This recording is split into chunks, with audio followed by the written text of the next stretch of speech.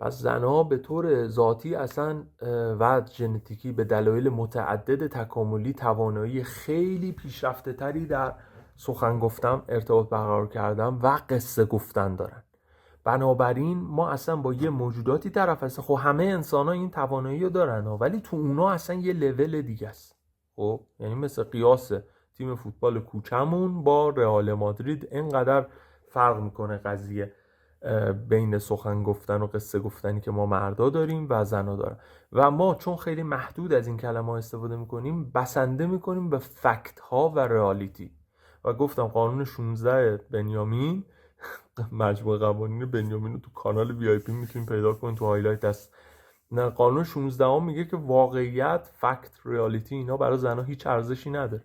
برای ما مردا ارزش داره، چون ما از کلمات کمتری استفاده میکنیم، باید با این کلمات کمتر واقعیت رو منتقل کنیم.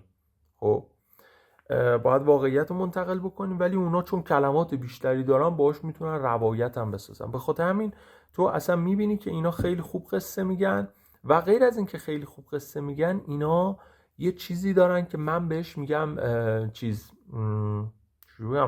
قصه میان مدت.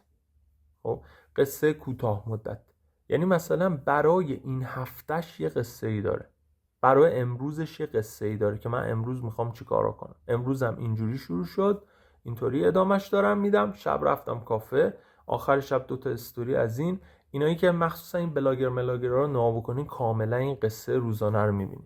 غیر از اون یه قصه مثلا میان مدت هم دارم برای هفته، ماه. اینا الان دیگه تو این 2 ماهه به فکر اینه که بره مثلا اریال یاد بگیره، همین آویزون میشن میچرخن. خیلی قربونشون برم اینقدر بانمک و واقعا کم عقل آویزون میشن میچرخن و اینا. این 2 ماه دیگه برنامه اونه، برنامه اریال. بعد مثلا بعد از اون ممکنه برنامه بشه هنگ درام، بعد از اون ممکنه برنامه بشه که من چجوری مهاجرت کنم، و پس از اینها بیزنس خودش رو به عنوان یک فاندر راه میندازه و تو بیو سریعا این نصب میشه. بعدش ممکنه به ازدواج فکر کنه، بعدش ممکنه به ازدواج فکر نکنه، مثلا به یه چیز دیگه فکر کنه. و هر چند ماه یه بار شما یه داستانی داری برای اون میان مدت. غیر از این تو طول روزم داستان داری، یعنی دائما اینا داستان دارن، داستان میسازن و داستان خلق میکنن.